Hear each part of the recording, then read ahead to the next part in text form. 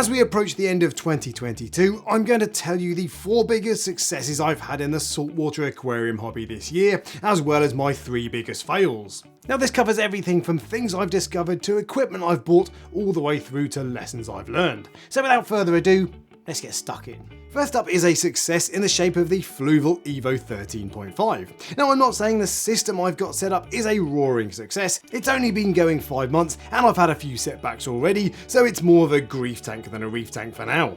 But I'm really enjoying nano tank ownership. Having a tank so small means maintenance only takes a few minutes, and the tank itself is dead simple, the best example of which is the filtration, which is basically this sponge that I throw away and replace a couple of times a week. And I'm excited at the prospect of stocking it with a variety of colourful hardy LPS corals, which I'll pick up in the new year. Next though, I have to acknowledge a failure on my part, and that is going through 3 different lighting setups in the space of 12 months on my main tank.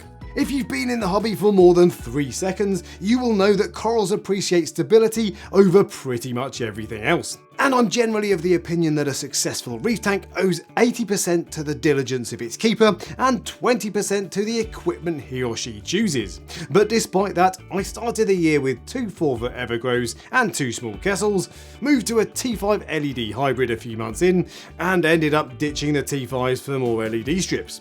Now to be fair, I am happy with the Kessels and Reef Bright strips I've ended up with, but I wasted a lot of money getting there, with little to no benefit to my corals, which at the end of the day is all that matters. My second big success of the year goes to the Red Sea ReefMat, which is the best piece of new equipment I've used in the past 12 months. Now I already had a filter roller in place, so I didn't expect much of an improvement, but it gave me an instant improvement in water clarity, which is one thing I will personally pay any money for. And the roll change is also significantly easier than it was on my X-Filter. Now the app is also more than just a gimmick, and it gives useful information such as how much fleece you use per day, and it will even notify you when the roll is about to run out.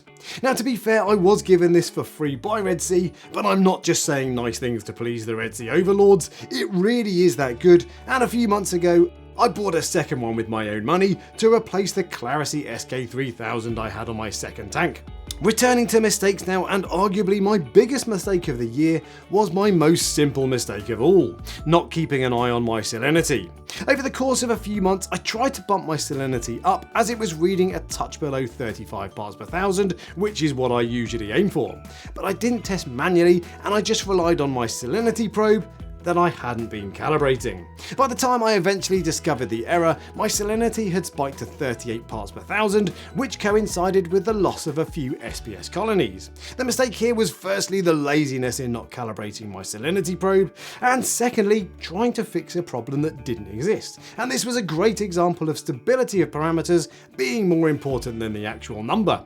Everything was fine when I thought my salinity was 34 parts per thousand, so there really was no need to make the change. Moving back to successes, and I've discovered a great alternative to RoaFos in Nios FosX. Now as stupid as this is going to sound, the prospect of having to rinse RoaFos every time I add new stuff is enough to put me off doing it anything like as often as I should. Now to be fair, you don't actually have to rinse RoaFos, I'm just a bit of a tart, and I don't like the idea of all that messy dust ending up in my tank and sump. But Nios FosX was recommended to me on one of my Sunday night live streams, so I've bought a tub to try it out, and I'm an absolute convert.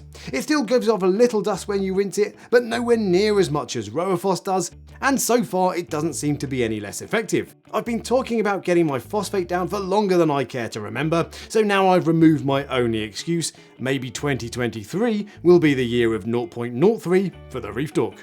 The final mistake on my list was this Pico tank. I originally got it to house a Mahano Anemone hitchhiker that came with an SPS frag I bought, and at first I absolutely loved it. Everything was fun size, and Mahano Anemones are bomb-proof, so I figured the inevitable parameter swings surely wouldn't matter. But boy was I wrong. The novelty wore off fast, and it became a pain in the butt with even simple 100ml water changes, that's 3 fluid ounces in freedom units, feeling like an absolute chore.